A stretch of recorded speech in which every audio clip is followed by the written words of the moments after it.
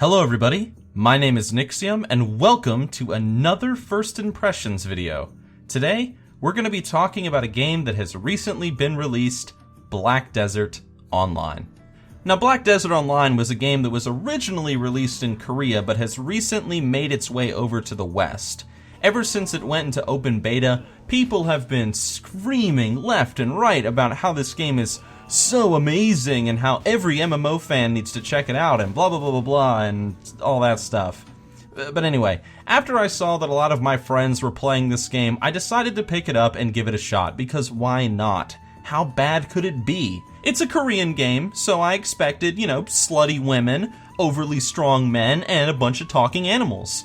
And it seems I was right, because I did in fact find slutty women, big strong motherfuckers, and talking animals in this game. But there was something behind the boob jiggle physics, my Khal Drogo-inspired berserker, and that annoying talking otter who stands down by the docks. There was just something. Now I admit, when I first played this game, I didn't like it. But suddenly, as time went on, I began to like it more and more, and I began to understand it. So after about, let's say, 10, 15, maybe 18 hours of gameplay, this has been my first impressions of the game so far. When you log into the game and you go to create your character for the first time, you immediately are greeted by a very in-depth character creation tool. You can customize everything from the pupils of your eyes, the curls of your hair, to even how wet your body looks. Now seriously, I don't get why the game needs a wet body setting, but whatever. What do you mean, why am I greasy? Your character looks really greasy. Dude, I turned up the wet setting, so I always look like I just went swimming. It's because I've been playing in the mud, Oh, I'm just a little piggy. Alright. Wink, wink, wink, motherfucker. This system is actually so in-depth, though, that some people have even managed to recreate celebrities like Michael Jackson on this game. It's kinda creepy how accurate this thing can be, I admit. Now in regards to classes, the game currently has 8 to choose from. You have the Warrior, the Tamer, the Ranger, the Berserker, the Wizard/Witch, the Sorceress, and the Valkyrie. Now it is worth noting that some of these classes are gender locked. So for example, you can't be a female warrior, nor can you be a male ranger. And this is kind of odd, and it may get some people's panties in a knot, but it's not that bad, I guess. I suppose it's just meant to kind of keep to the lore of the world, but I admit that I really would like to play a ranger dude with the name Legulius, but whatever. Now once you're done with your character and making them look awesome, you can put them in an exciting pose to show off their glory, and that's when your adventure truly begins. Goma Naru is the central city of trading. Little did they know what had arrived. Alright, let's visit. Let's do rank 1. Rank 1, Nixxiom. Dude, he's got a little, psychologist bed. Yeah. Okay, so tell me where he touched you. He touched me right in the Gundabeds. Now really the best thing for me to do as I guide you through this experience of this game is to give you kind of like the pros and the cons on each subject, starting right at the beginning. Now upon logging into your amazing character, you will find yourself in a very beautiful open world with vast landscapes, villages, and cities to explore.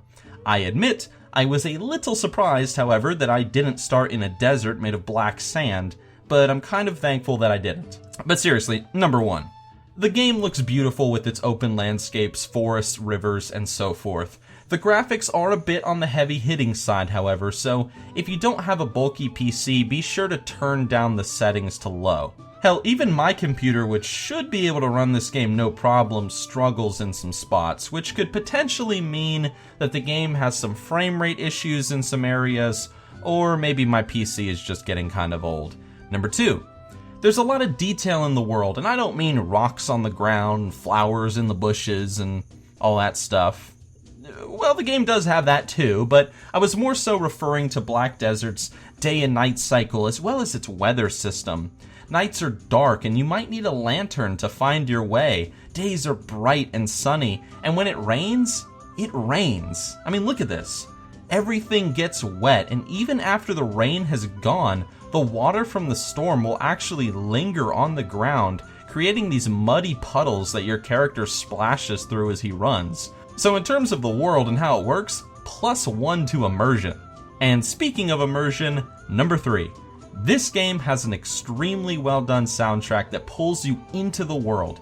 And if you don't believe me, just have a listen.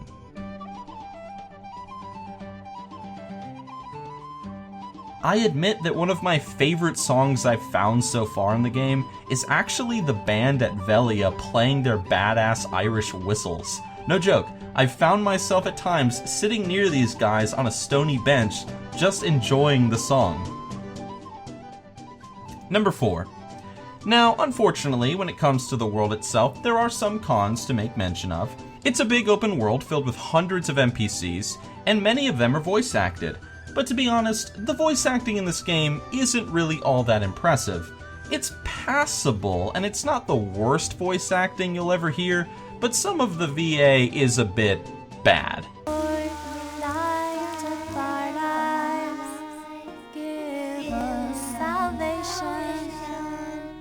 Oh, hold on. I'm an Elionian missionary. You don't look well. Number 5. As for the graphical look of the world, there is one negative thing to point out, and that is that there is a lot of graphical popping in this game. Shadows, trees, and character models will just pop into existence, and it can be a bit annoying. However, as you play the game more, you sort of do get used to it, but it's still an issue, and it's something you'll never fully stop noticing. And number 6. One more thing.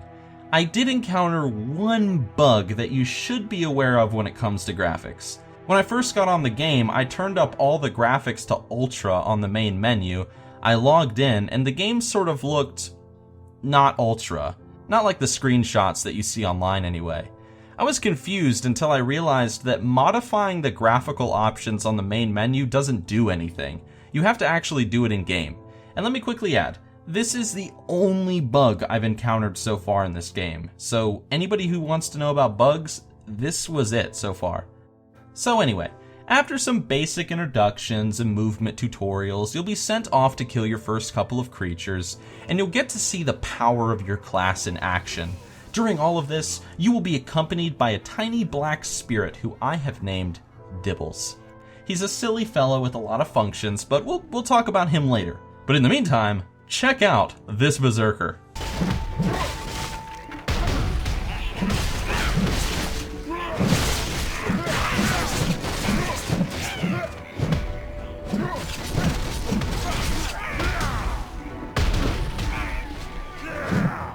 Number 1.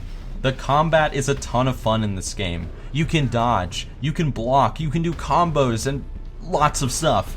The combat is fast, it's responsive, and it operates in a way that when you swing your weapon, anything caught in that sweep will be hit. One target or many targets. You feel powerful as you play, and that's awesome. Number 2.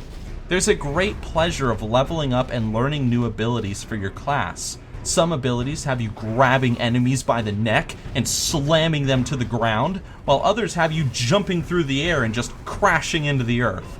Number 3, in regards to unlocking new abilities, you're going to need energy for this. And energy is a resource that slowly regenerates over time and can be rewarded to you through quests, and your maximum amount of energy can be increased by your character's knowledge level. Now keep that in mind when you're playing because, well, if you want to be a badass warrior, you gotta learn to take a moment to cool off every once in a while and just get that energy back to spend on skills. Sit down too. No! What? Look how my guy sat down. How did you sit? I just pressed Q just to sit like normally, and he adjusted to the terrain. Q? Yeah. No. Wow.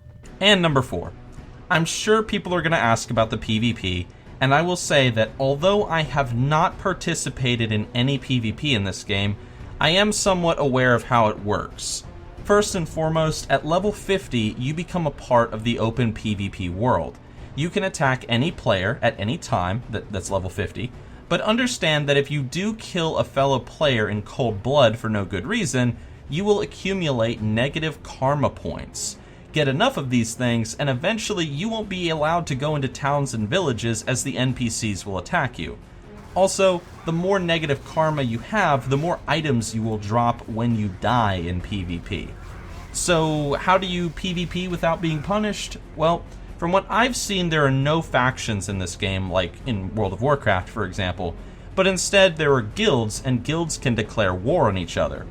If, for example, you had a guild and I had a guild, and we declared war on each other, the people in your guild could attack the people in my guild, and vice versa. There are also castle sieges in the game I've read about, where guilds fight for control of giant keeps in the open world, as well as arenas, and a thing called the Crimson Battlefield, which I've read is a battleground where you don't drop any items when you die. I can't really comment anything on the PvP system though, because, like I said, I haven't done it, so if any of the information I just said was wrong, feel free to correct me. Now, I admit that when I started playing this game for the first time, I went from kill quest to kill quest. I did a couple kill quests, I did another kill quest, I think I maybe did 2 more kill quests, and eventually I thought, wow, this game's kind of boring. But that's because I didn't exactly know what to do other than the quests I was doing. And this leads me to a few critical points about this game that you should be aware of once you progress past that, first 15 minutes of the game. Okay, so the game has a tutorial system in it, but it's not as in-depth as it should be. Or maybe I just missed some tutorials and tooltips, I don't know. But the thing is, I don't blame them, because there's a lot to explain with this game. That's why this video is so damn long.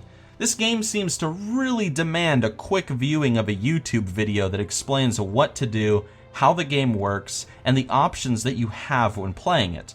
For example, you may end up asking yourself, like I did while you're playing, what the hell is a node? What does hiring a worker do? How do I learn to craft things? Are there professions? And stuff like that. Now here's some things that I learned that really opened up the game for me, and you should be aware of if you plan to check out the game. I admit, if I hadn't have looked up this stuff, this video would have been a really short review of me explaining in 2 minutes how this game is empty, with nothing to do, and is boring as hell. So, number 1, there are little question marks on the minimap that represent NPCs you have not met yet. These might be node managers or quest givers or just anybody. Go and talk to them and hear what they have to say, because they get the ball rolling for you. They help explain the world to you, and they give you a big variety of things to do. This is important. Number 2, crafting is something that anybody can do at any time, but you just have to have the right tools for it. An axe, a mining pick, and so forth. You don't need to learn a profession, and you can purchase the tools you need for whatever you're trying to do at a materials vendor, indicated by a green scythe icon on the minimap. Speaking of which, in the town of Aelia, the second town you'll visit, the mayor will start you on some giant crafting quest lines if you choose to follow them. And I'm talking to all my fellow crafting fans out there, because I know I am not the only one. And number 3, you do not have to follow one particular path in order to progress in this game. I thought when I first started that all you could do in this game was spam killing quests to gain experience, progress in the quest lines, and then ultimately you would just earn them out, like you see here. I was wrong. As I've been crafting on my Berserker and progressing through those quest lines, I've gained experience points, I've leveled up, and I've even been rewarded with a mount. That blew my mind, because I realized then that this game is a sandbox game. Remember that. This is when my first impressions of this game changed. In Black Desert, do what you want, go down whatever road you want, and the game is not going to punish you for it or force you into a particular direction. That's awesome. This quickly became one of my favorite aspects of the game in the short time that I've gotten to play it. The fact that it really does appeal to all sorts of players. It doesn't matter if you're a hardcore combat player, or a crafter like me, or a trader, an explorer, or really whatever. I've gone around and found tons of content for everyone, and massive quest lines to suit all desires once you finish them. And hey, I'm really impressed by all this. Where are you? I'm right in front of you. Oh wait, okay, what are you doing? What did you do, man? Whoa, what did you just do? Do it again. I can do a little roll. Bro, from here. Oh, cool. Let's roll out. Autobots, roll out. One of the things that I love in MMOs is crafting. I don't know, but I think crafting and earning a ton of money on the auction house is one of the most enjoyable elements of an MMO. And in Black Desert, there's a lot to say about crafting, so let me explain. Number 1, crafting in Black Desert is extremely in-depth. And when I say that, I ain't kidding around. You will be out in various farms in the world collecting grapes, corn, apples, and a whole lot more. You'll be chopping down trees and processing wood into planks to be turned into furniture and other things. You'll be mining, collecting fluids like tree sap and blood. Ew. Cooking, drying, thinning, and oh my goodness, there's a lot to do here, and I love it. But that's the thing. There's a lot to do, and higher level recipes take a lot of resources. So, do you need to go out and grind 10 million grapes for that fine wine? Well, that leads me to the worker system. Number 2, workers and nodes. Now, I learned that nodes are pretty much resource points in the world that you can invest your contribution points into. These are points that you get from doing stuff around the world, quests, and so forth. After you've activated a node and connected it to a town, you can hire workers at that town. And then, you will tell those guys to go work in that cornfield. And it's great. And the fact that you can actually see them working is even better. All right, here we go. Oh, look, my worker! I didn't know you could actually see your workers in the world. I thought it was a UI thing. You can actually see your fucking workers working in the world? These guys can level up, they can learn new skills, and they help you accumulate huge amounts of resources over time to help you craft items in the game. As you get more workers, activate more nodes, and create new trade routes, you begin to start feeling kind of like a business manager, I admit. Number 3. Now, I do have one criticism to say when it comes to crafting, and it's nothing too major. That is that you don't really know what to craft or how to craft it. Now, I won't say this is a pure con, as I know some people really like the idea of discovering how to make things through experimenting or questing and finding recipes, but sometimes when I'm cooking, I'll have all these ingredients in my inventory and I won't know what I can do with them besides make the same recipes I've already discovered already. If you were to ask me, for example, how do you make furniture in this game? I can't tell you, I have no idea. I would need to go look it up because the game doesn't really give you any kind of recipe or means to get started. The game has helped me with learning how to cook and how to do some basic alchemy, but that's it. But to be fair, it could just be that I haven't explored far enough into the game to find any quests or recipes to make that kind of stuff yet, in which case just ignore this point because that's why I'm not considering it a pure con. Number 4, and one more little thing, and this is a personal criticism and not a con. God damn it, Black Desert developers. I have always wanted a bard profession in the MMOs I play, and my subscribers are well aware of that. Now, Black Desert does offer you the ability to get a flute or a drum, but you can only play one song, you walk while you do it, and it's just a toy item that serves no real purpose. Damn you, Black Desert. If you had just given me that ability to make custom songs on my shitty crafted flute, you would have been perfect. But anyway, moving on to more serious stuff. So crafting in this game is really good, and for my kind of playstyle, that's awesome. But where are you gonna put all those grapes? And where are your workers going to live? Yes, you heard me right. Where are those workers going to live? You think you're the only one that needs a house? Let's talk about property in Black Desert Online. Number 1, every building is purchasable in this game. Yeah, when I first saw this, I was blown away. Even a small room above the inn is purchasable if you want to buy one. This means that you can have a house way out in the forest on a farm, or you can choose to purchase a house inside of a heavily populated city or a village. It is your choice. Number 2, yes, player housing is a thing, and it's awesome. You can customize the interior of your home, you can visit other people's houses whenever you want, you can find or create furniture out in the world. It's great. And the best part is that your home serves a purpose. It's not just decoration. For me as a crafter, my house is where I go to cook meals, brew potions, and get buffs from resting. But a player house is just one kind of building that you can purchase. Number 3, there are many kinds of buildings. When you buy a building, you don't always have to buy it for yourself. There are lodges that you can create where your workers can rest that allow you to recruit more workers. There are storehouses where workers will stash items that they collect. There's even crafting specific buildings and more. It's player housing and then some. Number 4, but of course, there is one criticism, and it is something that has bothered quite a few players so far in the game. That is that furniture in this game takes durability damage. You see, it's not every piece of furniture, but some pieces like the bed give you buffs or perks when you use them. The bed, for example, restores your energy. However, sleep in your bed too many times and it will break, and you need to go out and craft or purchase a new one, either off the auction house or the in-game store with real money. And this isn't that bad, I guess, but even the store furniture items can break.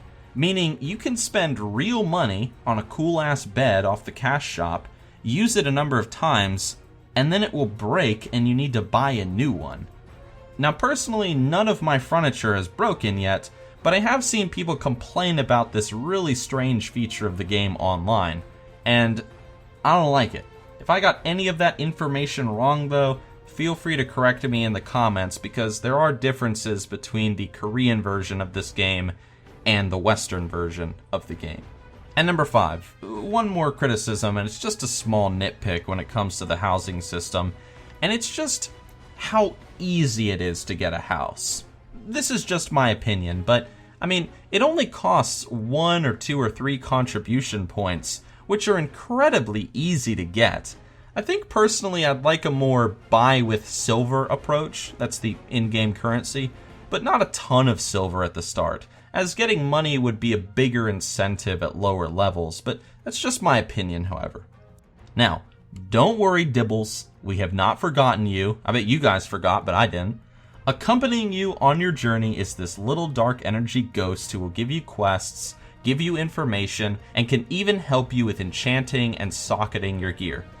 I admit, I have not gone too far with this system, so I cannot comment too much on it, but it is pretty cool having this little guy to call upon who actually serves a purpose and helps customize your character. And I gotta say, he's got a pretty cute voice. But guys, I've talked about introductions to the game, I've talked about combat, crafting, the world, player housing, and a hell of a lot more, but there's really just one thing that stood out to me about this game, and that is the attention to detail. Really, this is probably the biggest pro for me as I've played the game. There's so many reagents for crafting, so much to unlock in the combat system. There's a ton of cool animations, places to go, things to see, ways to customize your character with different dyes and whatnot. And even non-combat pets serve a purpose in this damn game. My hawk, for example, loots items for me on the ground, and he can detect rare mobs in the area. Mounts and pets even level up and can learn new abilities. Every building is climbable, there's an in-game camera system, you can auto-run to destinations, and shit, there's only one thing that tops all of this in terms of being a positive aspect of the game, and that is, the game is not pay to win. Everything in the cash shop is cosmetic. There's no power-ups, no big suits of armor, no crazy overpowered trinkets or leveling boosters or anything like that. The game is what it is, and everybody's on the same playing field, and that's yet another reason why I've grown to like this game. So, after my big ol' rant, here it all is, in conclusion. As you can see, there are a lot more pros than cons in this game, and that's because the game is so well polished and so much fun to play and to explore, for me at least. Some people might not like the whole sandbox aspect of the game, however, because there really is no linear direction for you to follow here. Now remember, this is just a first impressions of this game, and there's still plenty of stuff I have not seen or experienced. I have not joined a guild, I haven't done any PvP like I talked about before, and I have not seen the end game, but in terms of first impressions, I think that's a good thing. Here I am, a level 14 with hours and hours and hours in this game, and there's still this huge road ahead for me to explore. That's how I feel about this game, and that's why I will say that if you're a fan of sandbox MMOs, check this game out. I will give Black Desert Online my stamp of approval.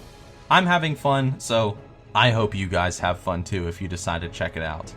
And with all that said, guys, I hope you enjoyed my look into Black Desert Online, and I'll be sure to do more videos like this in the future for other games that I play, if you guys are interested in seeing them. Thanks for watching, everybody. Subscribe if you want to see more, check out my other videos, and I will see you very soon.